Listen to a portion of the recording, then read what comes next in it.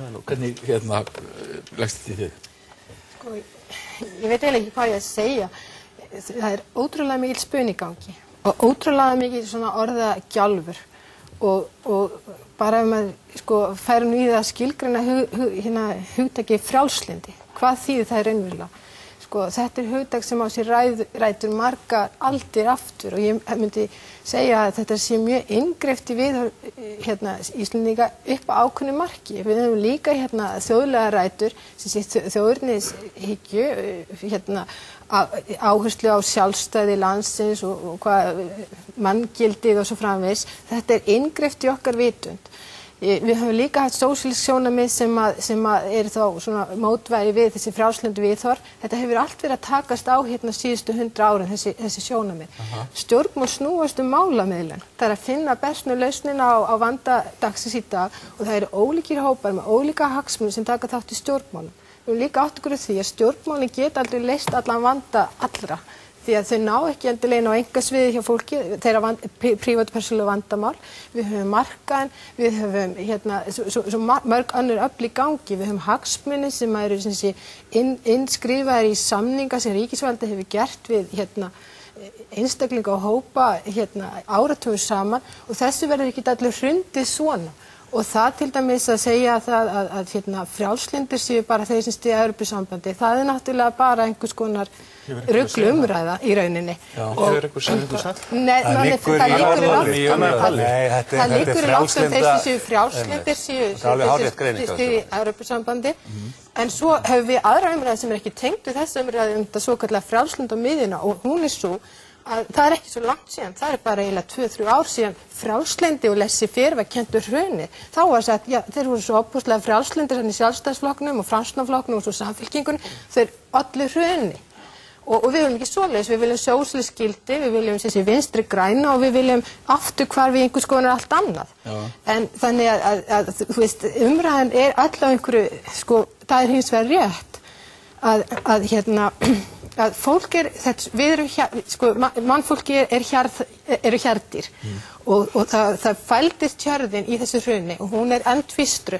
Ég held hún eigi eftir að ná aftur áttum. Þessi menn fara í sína hópa og það bara þannig að sumir eru íhaldsamir. Það meira sem verið sýnt fram á bara líffræðilega það eitthvað í heila þeirra sem eru íhaldsamir. Ég meina aðrir eru eitthvað annað. Miklu tilbúin til að taka áhættu og svo framvegis. Það frjálslyndu. Já, þannig að það, þú veit... Við skipta máli að ræða þetta á þessum hugmyndalega grunni, því að við erum einmitt að þvæla hugtökum saman sem að eru mjög vel establiseruð og við þekkjum og eiga aldalanga sögu. Það til dæmis það grundvallar munur á sósíalisma, sósíaldemókratisma og síðan liberalisma og það aftur mjög mikill munur á liberalisma annars vegar og svo frjálshyggju hins vegar, libertarianisma. Það alls ekkert sami hluturinn og þetta snýst ekki bara skattastig eða efnahagsstefnu. Við sjáum til dæmis í Bandaríkjunum að þar hefur orðið ákveðið hjónaband á milli frjálshyggju og íhaldsstefnu sem að kristallast í ströngum viðhorfum varðandi siðferðismál og svo framvegis. Eins og ég skil þessa hugmynd sem hér uppi frjálslyndi, þá til dæmis erum við að tala stefnu sem að felur í sér frjálslynd siðferðisviðhorf, frjálslynd viðhorf í því að treysta á frelsi einstaklingsins án þess endilega að ganga frá samneyslunni dauðri, Þannig að þetta nú ekki átakapunkturinn frekar alþjóða, Svo það það líka. Hvernig við umgangumst umheiminn, og þetta þetta rétt hjá henni Stefaníu, að þetta svo á reiki allt að það fjármálaráðherra og vinstri grænum sem sér að framfylgja stefnu Alþjóða gjaldeyrisjóðsins á Íslandi og gerir það mikilli trúmennsku. Á sama tíma Styrmir Gunnarsson, einn helsti hugmyndafræðingur hægri mann á Íslandi, að skrifa greinar það að það sé kannski bara vitleysa að einkavæða hluti og hafa hluti að þetta sé kannski bara alveg vel geymdir í höndum ríkisins. Þetta sýnir náttúrulega hugmyndalega uppnám sem alls staðar. Þetta væri hollt fyrir okkur, fara ekki þessu umræðu og þess að ég vildi kannski bæta við bara í framhaldið sem ég var að segja hann. Mér finnst gæta ákveðið svona óumburðarlyndis í umræðinni. Allir sem ekki sammála mér, þeir eru einhvers konar þjóðernissinnar eða þeir eru ómögulegir þannig að það sem ég finnst vant umræðuna bara að bera virðing fyrir ólíkum sjónarmiðum og umræða svona eins og við erum að fara í gegn núna, hún mjög holl, hún þýðir ekki að lýðræðið sé að bara gefa upp laupana og við séum bara leiðin til andskotans, alls ekki. Og ég held að þegar kemur að kosningu sem verða nú kannski ekki fyrir en eftir tæplega 2 ár, þá hafi hreinsast mjög mikið andrúmslofti og línurnar hafa skýrst. Það mun koma heilmikið nýtt og gott út úr þessari umræðu, líka frá þessum sem að spekula nýjum framboðum, það koma ábyggilega ný framboð. Það bara hollt og gott.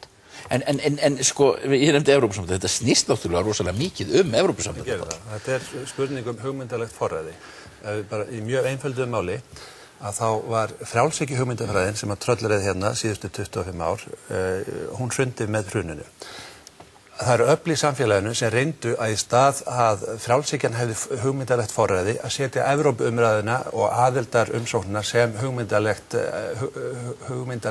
drifkraft í samfélaginu. Og það tókst að því marki að við sendum umsókn með knöppum meirihluta Alþingis 16. júlí 2009. En síðan hefur verið að fjara undan því. Þegar almenningur sá, þeir verðast alltaf að gera alveg úr þessu, þá fjarar fylgið undan og hugmyndalegt forræði tapast og þeir eru það bil að tapa þessu.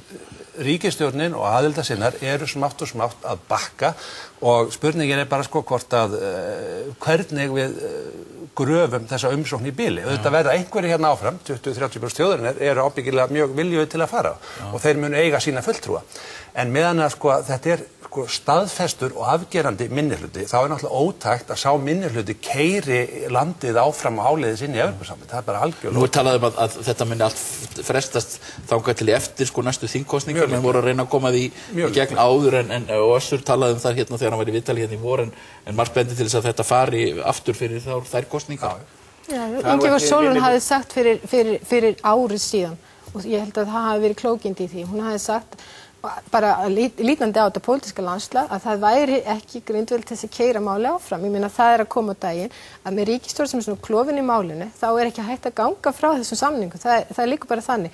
Þá hefur því verið haldið fram að það þýddi í rauninni að þeir flokkar sem er meirihluti er í rauninni mótfallin aðildarumsókn, Sjálfstæðisflokkur, Framsóknarflokkur og Vinstri grænir, þeir ættu að verða meira Evrópusinnar. Það mun ekkert gerast því að meirihluti í þessum flokkum ansnúin aðild. Það myndi þá kannski frekar segja okkur það að samfylkingin verður að gefa eftir þessu máli og enn og ný hefur Ingibjörg Sólrún sem sé ítrekkað þá afstöðu sína að samfylkingin verði að því hún í einangur í þessari afstöðu svona hægja á þessu en þá höfum við líka Evrópusinnar sem að finna sig ekki lengur í samfylkingunni eða Framsóknarflokknum eða Sjálfstæðisflokknum þeir telja sig landlausa og það spurningu sem mikið fylgir þeim tekst að safna í næstu kosningum til þess að viðhalda þessar umsókn með það stuðningi samfylkingarinnar og þetta nýja. Það er einn punktur sem ég hef nefnt að flokkstofnun Guðmundar sé með mikið velþóknun samfylkingarinnar vegna þess að samfylkingin þurfi annað stjórnmálafl, Evrópusinna stjórnmálafl við Já, ef við teksta, þú veist, það var koma að gaggjast í sjónvarpsviðtal til að afneita því að hann og aðstoðarmaður hans hefði fengunar í þessu, þetta var mjög kaldbroslegt, en það er alveg rétt, þeir eru pólitískt einangur, þetta er eini flokkur sem er þetta á dagskrá, ef við tækist að töfra fram annan flokk, þá myndi það hljóma betur út í skýrslum sem við sendum til Brussel. Ég held ég gleymi því að það er 2/3 þjóðarinnar sem að vilja að þessar aðildarviðræður verði klárar og taka sín afstöðu. Í þeim hópi er meirihluti þessar mundir sem að efast það að þeir vilja inn í Evrópusambandið. Þannig að það er nákvæmlega það sem þarf að gera. Það var stefna Framsóknarflokksins hér 2009, samþykkt á flokksþingi þá, 900 manna flokksþingi, að það ætti að fara í aðildarviðræður að Evrópusambandinu og taka sín afstöðu, þá hver og einn fyrir sig. Ef Evrópusambandið breyttist. Og þeir gerðu, nei, Palli minn. En það var þannig að þær eru klárar og síðan yrði það gengið frá því og tekin afstæð til þessi þjóðaratkvæðagreiðslu. Og það er stóra málið. Þjóðin, það verður að klára þess aðildarviðræður og þjóðin tekur síðan afstöð til þess sem að þeirra niðurstöðu og þá kemur að þessu augnablikki þess sem að hver og einn þarf að taka afstöð til þess, vilja þarna inn á þessum forsendum eða ekki, nú annarkvort verða samþykkt eða samþykkt ekki og þá er það mál búið. Og þá verður þetta mál úr umræðunni í því hvort það sé hangið saman við frjálslyndi eða frjálslyndi ekki. Frjálslyndið, og það verður að gera lítið við frjálslyndið er ekki bara Evrópusambandið. Ég veit það vel. Og það er nákvæmlega málið og innan bara innan Framsóknarflokksins, það sem ég var nú lengi, að þar er mikið af frjálslyndu fólki með frjálslynda hugmyndafræði sem eru á móti því að ganga inn í Evrópusambandið. Og þannig er það bara.